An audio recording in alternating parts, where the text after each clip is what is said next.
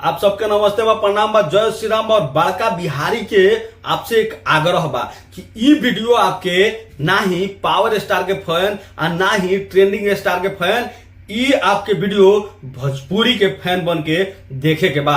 हमार कुछ ऐसा बात बा जो आपके दिल में उतर जाई। अगर हम गलत होखब तो हमार कमेंट बॉक्स बा, ओहिजा जाके आप लोग बोलब जा कि हाँ भाई बड़का बिहारी तू गलत बाड़। तो चली शुरू कर जाओ। हम कहल चाहतनी दू चार गो 1200 यूट्यूबर जौन धुआं के आग से कंपेयर करता सा। अरे बेवकूफ, जौना आग से धुआं निकलल बा उ धुआं आग के कैसे पछाड़ दी? बिना आग के धुआं के कोनो अस्तित्व बा?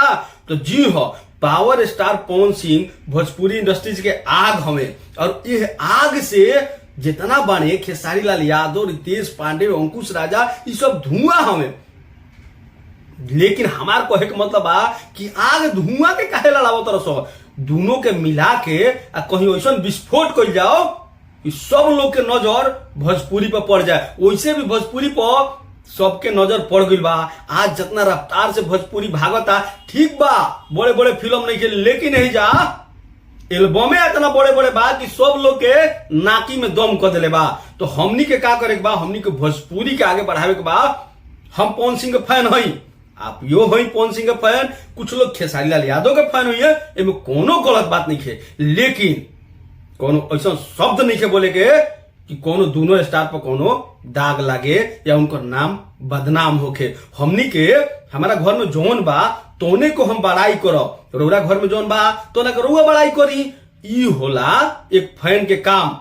लेकिन आज आप लोग देखो तनी जा, एकदम नहीं के कहेगा हरी हरी ओढ़नी तबला के ई सब कुछ चुतिया बड़ा सो जो मार का जाने का अपन यूट्यूब चैनल चलावे खतरा।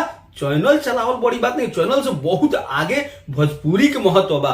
हमनी के भोजपुरी खतरा बात करे के बा। और बिल्कुल आज आप लोग सपोर्ट करी जा, जेकर जे फैन हो ओकरा के सपोर्ट कर जा और ले जाके आग धुआं दोनों मिला के ब्लास्ट कर जाओ बॉलीवुड में। तो आप लोग के वीडियो कैसा लागल हमारा कमेंट बॉक्स में जरूर बताई।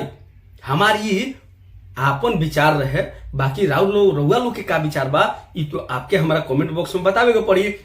बाकी आग से कब धुआं के कंपेयर नहीं हो सकता। आग आग होला, धुआं धुआं होला।